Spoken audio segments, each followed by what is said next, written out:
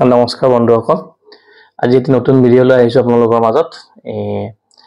জুবিনদাৰ নামত এটি কবিতা লিখিছিলো আজি কেইদিনমান আগত তো মই এই কবিতাটো অকমান পাঠ কৰি শুনাব বিচাৰিছো আৰু যদি কিবা কাৰণত মাজতে ভুল হৈছে আপোনালোকে শুধৰাই ল'ব আৰু কবিতা পাঠ কৰাৰ মোৰ তেনেকুৱা ইমান এটা অভ্যাস নাই তথাপিও অকমান মানে পাঠ কৰিব ইচ্ছা আছিল কাৰণে আজি ওলাইছো ভিডিঅটো লৈ পেলা তো কবিতাটিৰ শিৰোনাম মানে নাম হৈছে স্মৃতিৰ ৰোমন্থন কবি লিখিছো মই লিখিছো তো আপোনালোকৰ আগত শুনাবলৈ আৰম্ভ কৰিছো এটি নিশব্দ নিস্তব্ধ সুখত মৃয়মান অসমীয়াৰ মন হৃদয় আজি য'ত হেৰি থৈ গলা মাথো তোমাৰ এটি চিৰযুগমীয়া স্মৃতিৰ পাপৰি প্ৰতিজন অসমীয়াৰ আত্মাত যি সদায় অমৰত্ব হৈ থাকিব খুৰৰ সমন্বয়ে এনাজৰীৰে বান্ধি ৰাখিছিল অসমীয়াৰ স্বাভিমান আবেগ অনুভূতি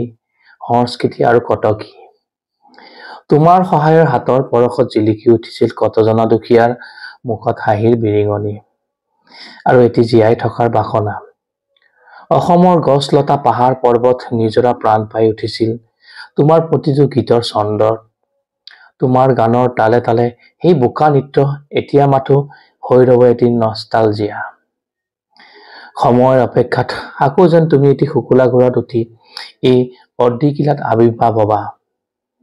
পুনৰ এটি নতুন দিগন্ত হয় যিয়ে অসমীয়া জাতিক আকৌ আগুৱাই লৈ যাব সংস্কৃতিৰ এনাজৰীৰে প্ৰণামো তুমি শিল্পী প্ৰণামো তোমাৰ কালজয়ী সৃষ্টি জয় জুবিন দা তো এইখিনি আছিলে তো অকমান ট্ৰাই কৰিছো লিখিবৰ কাৰণে যদি আপোনালোকক ভাল লাগিছে নিশ্চয় লাইক কৰিব আৰু চেনেলটো যদি সাবস্ক্ৰাইব কৰা নাই প্লিজ এবাৰ সাবস্ক্ৰাইব কৰি দিব আজিলৈ এৰিছো ধন্যবাদ